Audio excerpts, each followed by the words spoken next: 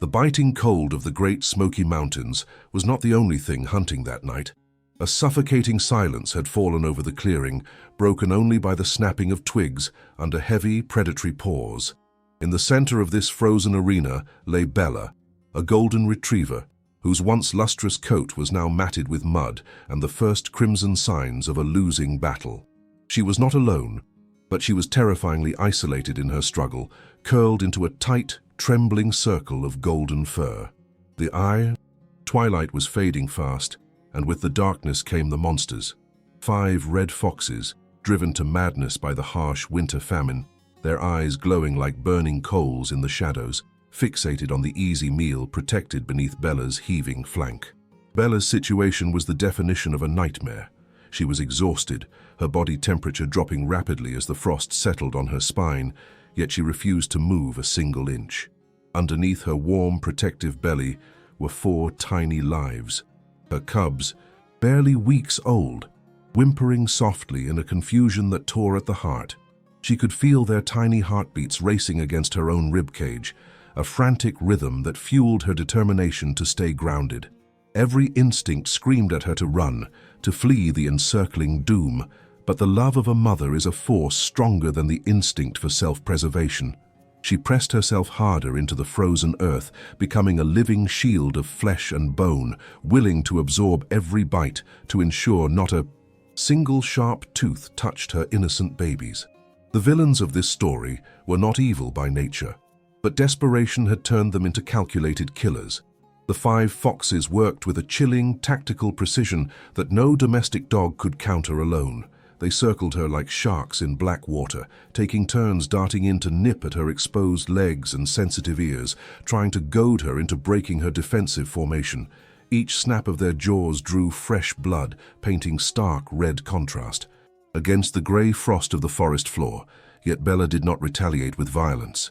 She knew that if she uncurled to bite back, she would expose the soft, defenseless bodies underneath her, so she simply squeezed her eyes shut and endured the agony in noble silence.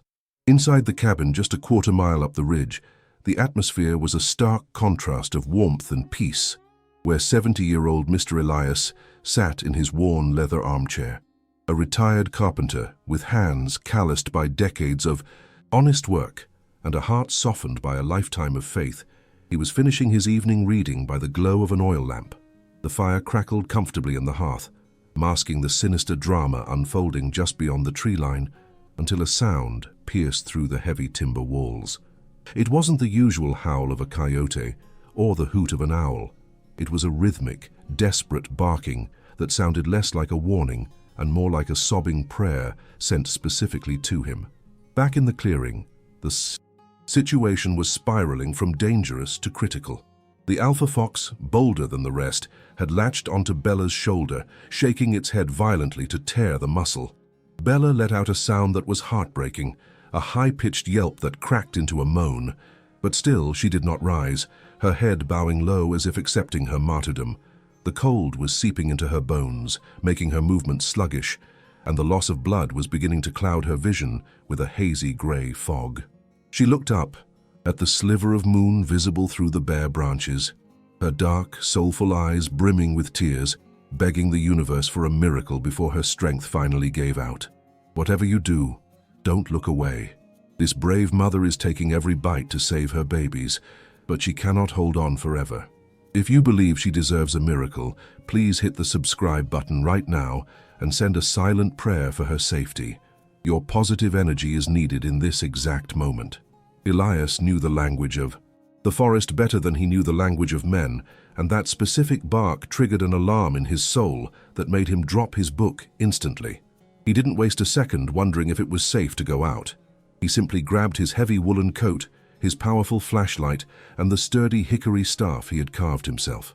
Muttering a quick prayer for guidance, he pushed open the heavy oak door, stepping out into the biting wind that felt like needles against his skin. The barking had stopped, replaced by a menacing growling that made the hair on the back of his neck stand up. He knew he was racing against the clock of mortality. The trek down the slope was treacherous, with hidden roots and slick patches of ice threatening to send the elderly man tumbling into the dark abyss. But Elias moved with a vigor that defied his age, guided by an invisible tether connecting his compassionate heart to the suffering animal below. As he neared the clearing, the beam of his flashlight cut through. The murky darkness like a divine sword, illuminating a scene that would haunt his nightmares for years. There, amidst the dead leaves, was the golden shape of Bella, surrounded by 5 pairs of glowing, reflective eyes that looked up with annoyance rather than fear at the intruder. The abstract villain was no longer just the foxes. It was the cruel indifference of the elements, the freezing temperature that was slowly shutting down the puppy's organs even as their mother tried to warm them. Bella lifted her head weakly as the light hit her face, her eyes locking onto Elias with an expression of pure, shattering relief mixed with terror. She didn't bark at him. She simply thumped her tail once, a weak, pathetic thud against the frozen ground, acknowledging that her angel had arrived. However, the foxes, emboldened by hunger and their numbers, did not scatter immediately. They hissed and arched their backs, challenging the old man for the prize they had worked so hard to corner. Elias realized with a sinking heart that this rescue would not be as simple as shouting them away. These predators were starving, and starvation makes creatures reckless and deadly. He tightened his grip on the hickory staff, his knuckles turning white, realizing he would have to physically fight for these lives. Bella let out a low whimper as the alpha fox took a step toward the puppies, ignoring the man, sensing the mother's fading energy. It was a standoff between the cruelty of the wild and the determination of human kindness, teetering on a razor's edge where one wrong move meant death. Please, before we see if Elias can fight off 5 starving predators to save this family, press the like button to give him strength. May God bless everyone who protects the innocent animals of this world. Now, let's see if he can make it in time. Elias slammed his heavy hickory staff against a hollow log, the sound echoing like a gunshot through the frigid valley, shattering the predatory silence. He wasn't just an old man anymore. He was a force of nature fueled by righteous anger and a paternal love for the helpless creatures before him.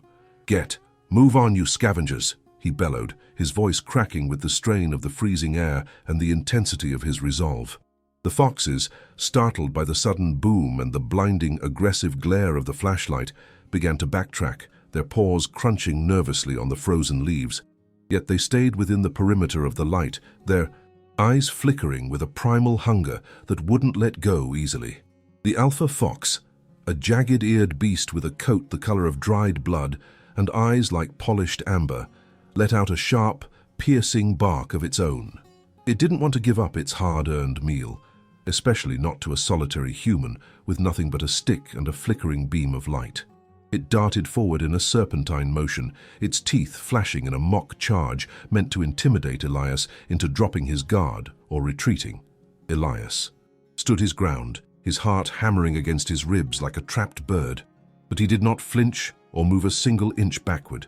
He knew that the moment he showed even a sliver of fear, these predators would sense it, and the Golden family would be lost.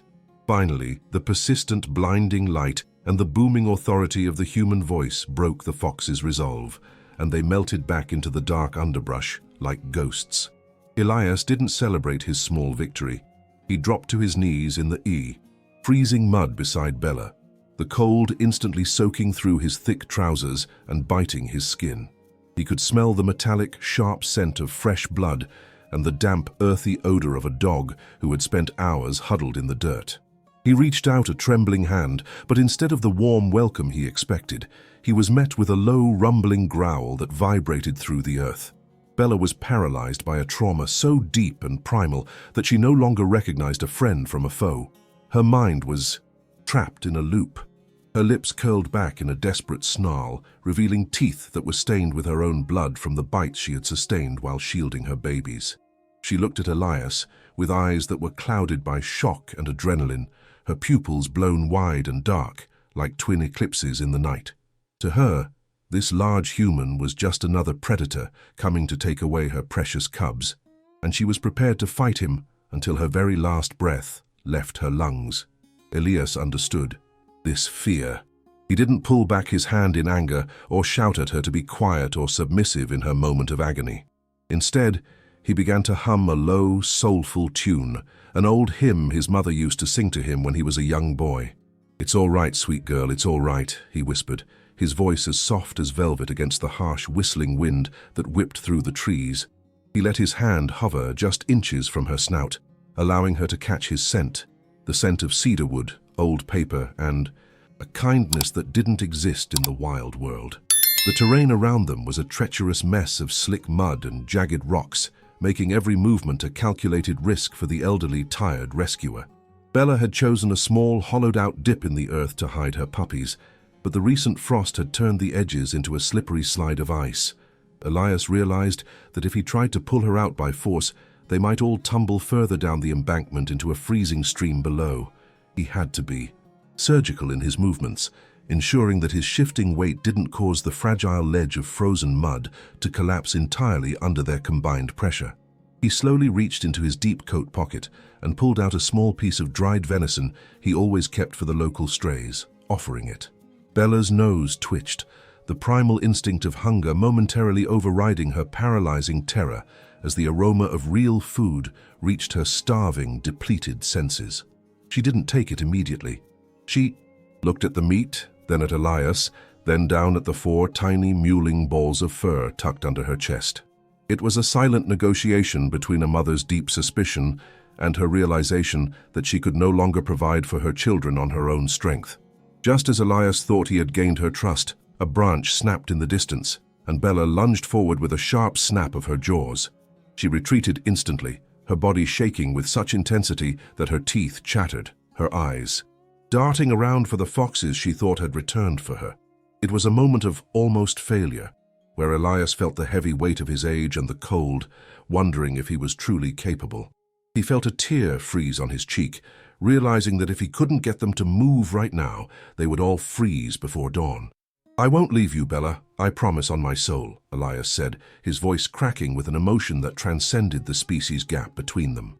He saw the way her blood was beginning to pool in the impressions left by her paws, the dark liquid steaming slightly in the sub-zero air.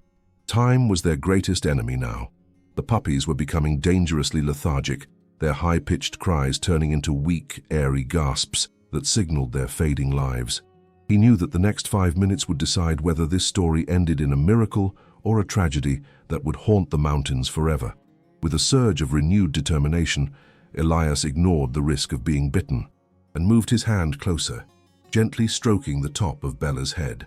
At first, she winced, her entire body tensing as if waiting for a blow, but then something miraculous happened in the cold silence of the woods. She felt the warmth of his skin against her frozen fur, a sensation of safety she hadn't felt since she was a pup herself. Her growl died down into a long, shuddering sigh, and she leaned her heavy, tired head into his palm, finally surrendering her burden. It was the first real touch of love she had experienced in months, and it broke the dam of her resistance, causing her to whimper. Elias didn't waste another second. He began the delicate process of retrieving the 4 puppies, one by one, from beneath her protective yet heavy body.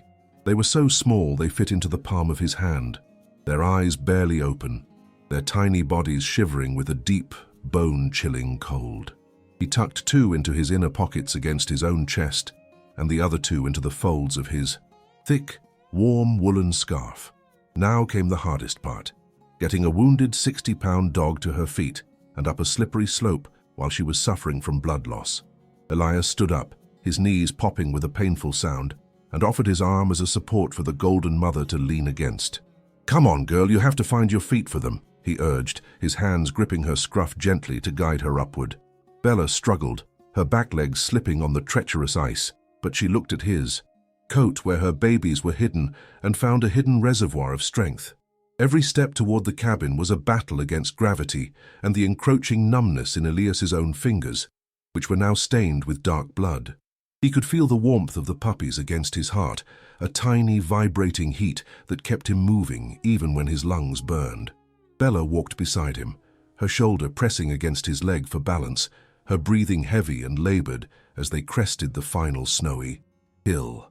The golden light from the cabin windows flickered through the trees, a beacon of hope that seemed to pull them forward through the darkness. Suddenly, Bella's legs gave out, and she collapsed into the snow just yards away from the porch, her energy completely spent after the long ordeal. Elias let out a cry of alarm, dropping to his knees again, terrified that he had brought her this far only to lose her. He could see her chest rising and falling in shallow, frantic bursts, her eyes fluttering as she began to drift into a shock-induced sleep. He knew he couldn't carry her and the puppies at the same time, without risking dropping the fragile babies into the deep white snow. He made a split-second decision, rushing the 4 puppies inside the cabin and laying them on a warm pile of blankets by the fire. He grabbed an old wooden sled from the porch and used all his remaining strength to roll Bella onto the slats, his muscles screaming. Grunting with effort, his face turning a deep shade of red, he pulled the sled across the yard and into the warmth of the house. He slammed the door shut against the howling wind, locking out the world and the predators that had tried to steal this family. As the warmth of the fire hit Bella's cold skin, she began to shiver violently, a sign her body was trying to fight the hypothermia. Elias knelt over her, his hands flying as he grabbed clean towels to blot the blood from her wounds and wrap her in quilts. He looked at her pale gums and the deep gashes on her neck, realizing that while the rescue was over, the battle was beginning. The puppies were warm now, but their mother was hovering on the thin line between this world and the next, exhausted and broken. Are you rooting for this angel? Your like helps save more lives. Subscribe to support our mission. Now, let's see if she survives. The fire crackled in the corner of the cabin, but for Bella, the world was still frozen in a grey, hazy winter of the soul. She lay on the hearth, her breathing coming in ragged, wet gasps that made Elias's own heart skip a terrified beat every time a silence lasted too long. The cabin, which usually smelled of sweet cedar and pine, was now thick with the heavy metallic scent of blood and antiseptic as the old man worked. He had lived through many harsh mountain winters, but he had never seen a living soul so close to the edge of the great beyond as this brave mother. Elias looked at the 4 little puppies now tucked into a laundry basket filled with warm towels and saw them beginning to wiggle with a flicker of newfound life. But every time he looked back at their mother, his eyes filled with a stinging, hot moisture that he couldn't blink away in the dim light. Bella's ears, usually so soft and golden, were tattered and cold to the touch, and her beautiful, feathered tail lay motionless on the dark floorboards. She had given every single ounce of her life force to keep her babies warm, and now there was almost nothing left for herself to hold on to. The injuries were far worse than Elias had initially feared under the flickering light of his handheld torch in the woods. As he gently trimmed the fur away from her throat and shoulders, he revealed deep, jagged puncture wounds where the alpha fox had tried to end her life. Her skin was pale, a ghostly white beneath the fur, indicating she had lost a dangerous amount of blood during those hours of silent, stoic sacrifice. Elias knew he wasn't a doctor, but he was a man who had stitched up horses and hounds for 50 years, and he knew death was currently knocking at his door. He reached for his old rotary phone to call Dr. Miller, the valley's only veterinarian, but the line was dead. The mountain storm had likely brought down a tree on the wires.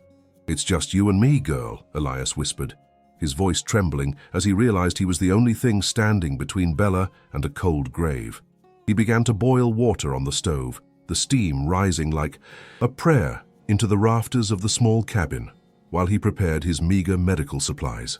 He knew that if infection set into those deep, dirty wounds before morning, no amount of love would be able to pull her back. Bella's eyes rolled back in her head, showing only the whites as her body began to slip into a deep, terrifying state of shock. The puppies, sensing the fading light of their mother's spirit, began to emit a chorus of high-pitched, mournful wails from their basket, a sound that pierced the silence. It was as if they were calling her back, begging her not to leave them alone in a world that had already been so cruel to their tiny lives. Elias felt a wave of helplessness wash over him, his steady carpenter's hands shaking as he held a warm compress to her torn, shivering neck. The crisis point arrived at 3 in the morning, the hour when the veil between life and death is said to be at its absolute thinnest. Bella's chest suddenly stopped its frantic heaving, and a heavy, suffocating stillness settled over her golden body as her heart struggled to find its rhythm. Elias dropped to his knees, pressing his ear against her ribs, hearing nothing but the howling wind outside and the frantic beating of his own panicked heart. "Don't you dare quit, Bella. Your babies need you. I need you," he cried out, his voice echoing with a raw, guttural desperation that shook the walls.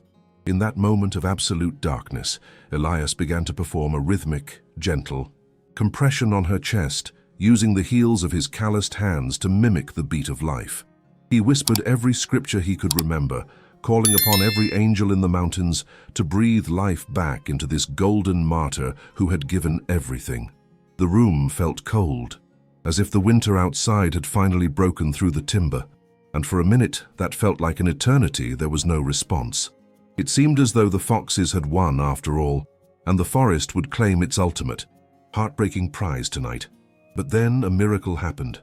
A sound so small it was almost a ghost, a tiny, fluttering gasp that escaped Bella's throat like a trapped bird finding its wings. Her chest rose, then fell, then rose again, this time with a steady, stubborn strength that defied all medical logic and the cold laws of nature.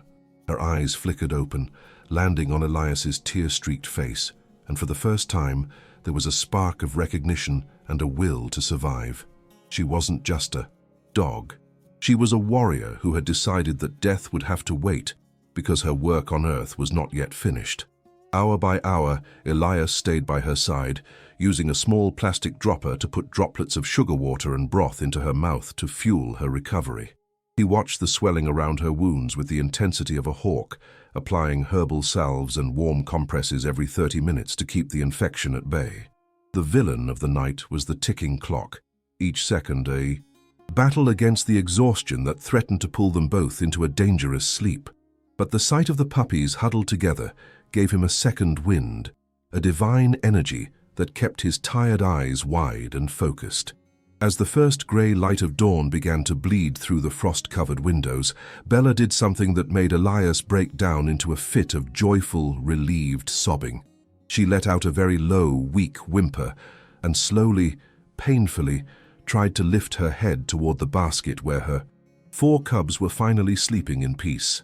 She couldn't stand yet, but the light in her eyes had changed from the dull grey of defeat to the bright gold of a mother's undying hope.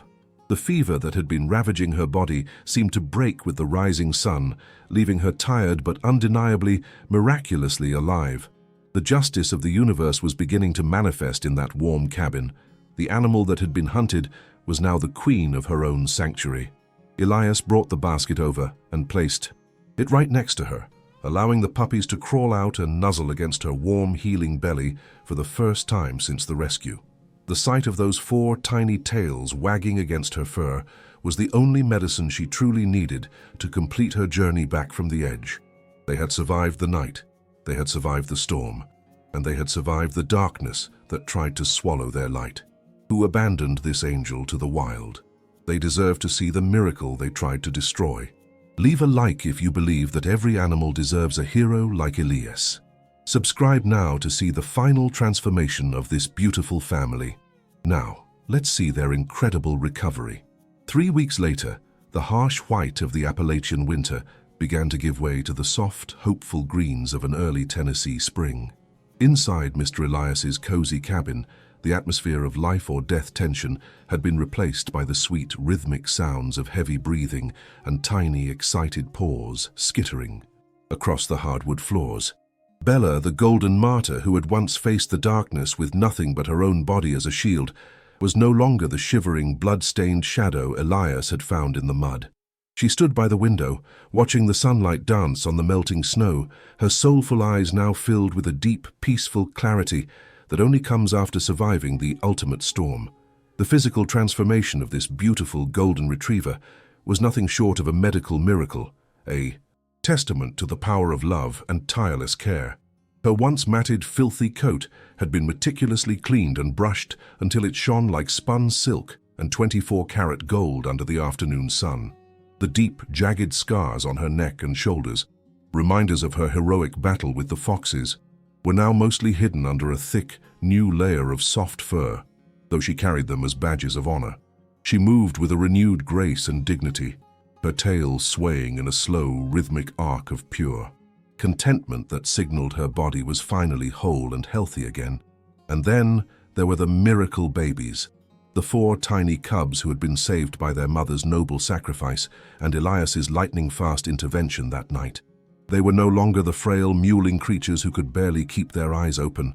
They had transformed into a chaotic, joyful bundle of golden energy and curiosity. They rolled over each other in a pile of velvet ears and wagging tails, their bellies round and full of the high-quality food Elias provided. Each one had found their own personality.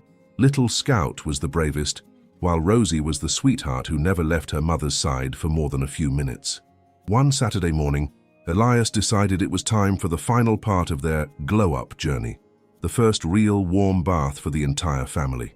He filled a large galvanized tub with cedar-scented water, the steam carrying away the last lingering smells of the cold forest and the hospital-like antiseptic. Bella stood patiently as he massaged the rich lather into her skin, her eyes closing in bliss as she realized that human hands were meant for kindness, not just for labor.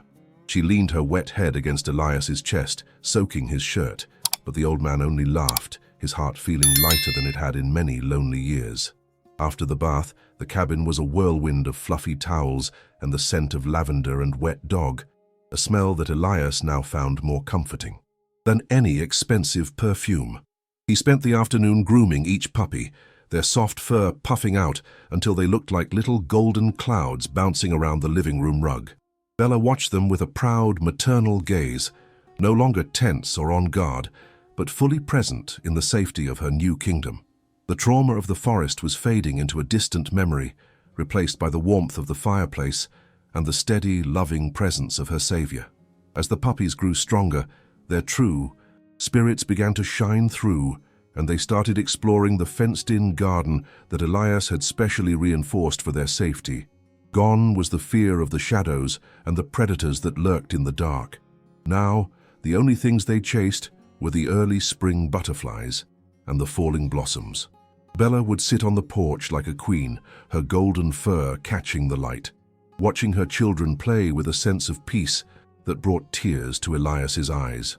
She had been a martyr in the dark, and now she was the heart and soul of a home filled with light.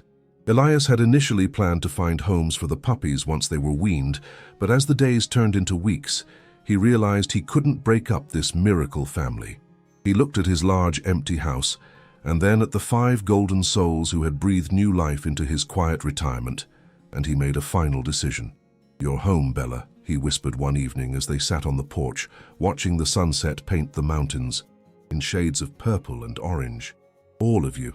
As long as I'm breathing, you'll never have to worry about the cold or the hunger ever again." The karma of the story was found in the beautiful irony of their new life. The very place that was supposed to be their grave had become their playground.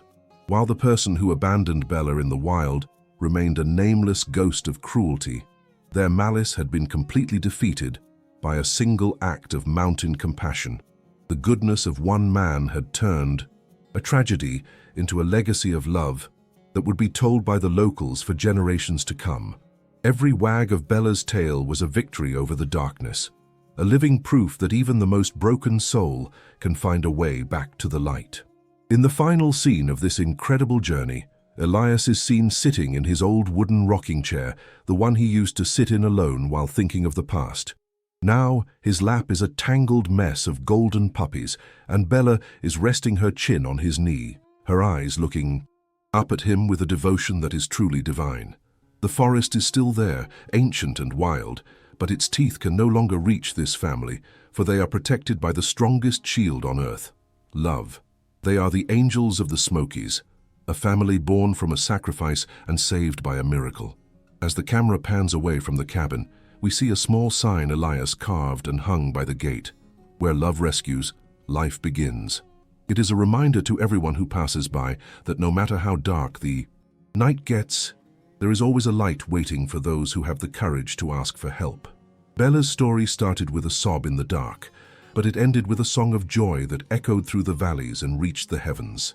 She is the mother who wouldn't give up, and Elias is the hero who wouldn't look away, proving that miracles are real. Who abandoned this angel? Do they deserve forgiveness or punishment for what they did? Tell us in the comments below. Leave a like if you believe that, Every animal deserves a loving home like the one Elias provided. Comment Amen to bless Bella's new life and her beautiful golden babies. Your support helps us tell more stories like this one.